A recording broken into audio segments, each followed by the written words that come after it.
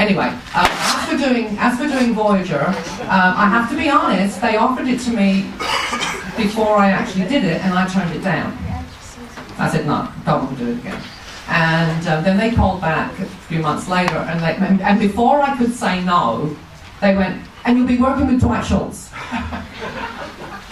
No, this is true. It's absolutely true. They said, you'll be working with Dwight Shultz, and I went, all right, I'll do it. Because I love working with Dwight. He's awesome, you know, as long as we don't talk politics. And, so he was the reason, he is actually the reason that I did Voyager. So you have him to thank for that, because otherwise I wouldn't have done it. Because the first time they said, you'll be working with Garrett Wang, and I went, no.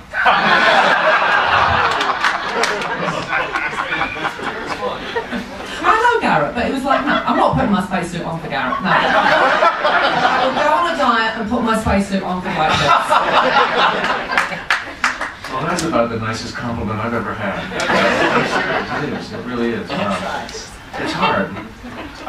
Yeah, for me, we were all told that it wouldn't be a crossover. And for me, every time I was cast, it was a gift because I was just a guest. So I never expected the next show. Never. How many episodes did you actually do in the end? Well, for both, for both, yeah. 13. Wow. Okay. So you actually did more. Did you do more than Delancey? I did it, I think, because of the last, the closing episode. Yeah. But, and I was finally promoted. It was, and of course, I was, the same thing I was told I was going to be working with Marina.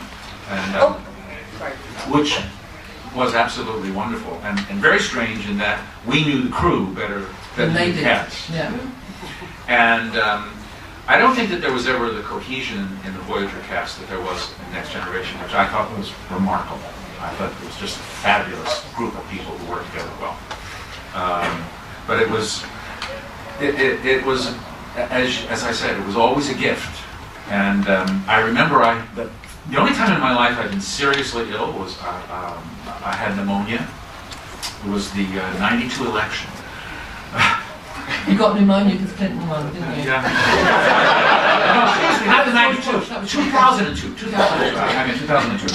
And I lost 20 pounds, and I was out for 6 weeks, and I got the call to do a Voyager, and it was like, oh my God, and I got better. But I could fit in my uniform. I could fit in the uniform. That's the truth. I would never have been able to fit in my uniform. And but it was always that kind of thrill to work on the Paramount lot with those people, Marina, with these people, to do that. And my other experience on television, which was the A-Team, was really, other than the cohesion that we had, was an awful experience from the standpoint that everybody hated it. The network hated it, the critics hated it. The writers they were off producing other series. We never had the same writers 2 years in a row. And we desperately wanted it to succeed. But that's why it only went 4 years. But when you got onto a show like Star Trek and you saw how many revisions, how they cared about the audience, how every actor cared. You know, when Brent Spiner fought because there wasn't going to be any smoke coming out of his pipe when he was playing Sherlock Holmes. It was true. We stopped and waited for the producers to make a decision. But there was a belief. Everybody had a strong connection, and you felt like you were part of show business. Whereas I felt like an outcast on the 80s. So my good television experience was Star Trek.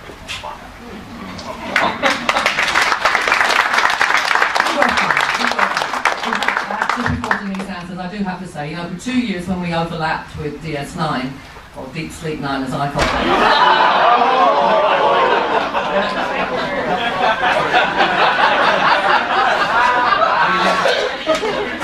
I know, I don't care. It's better than what Jonathan calls it. Yeah. So anyway, I used to leave my set because I was friends with Terry Farrell before she ever got the job. In fact, I suggested her for the job, so she needs to be paying me 10%.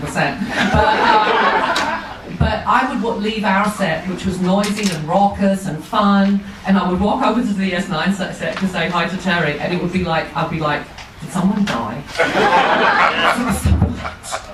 And then, of course, because like you said, we knew the crew, they would see me, oh, Marina, and suddenly it would get louder and louder and louder, and the director would go, what just happened? What just happened? Oh, Marina, it's you.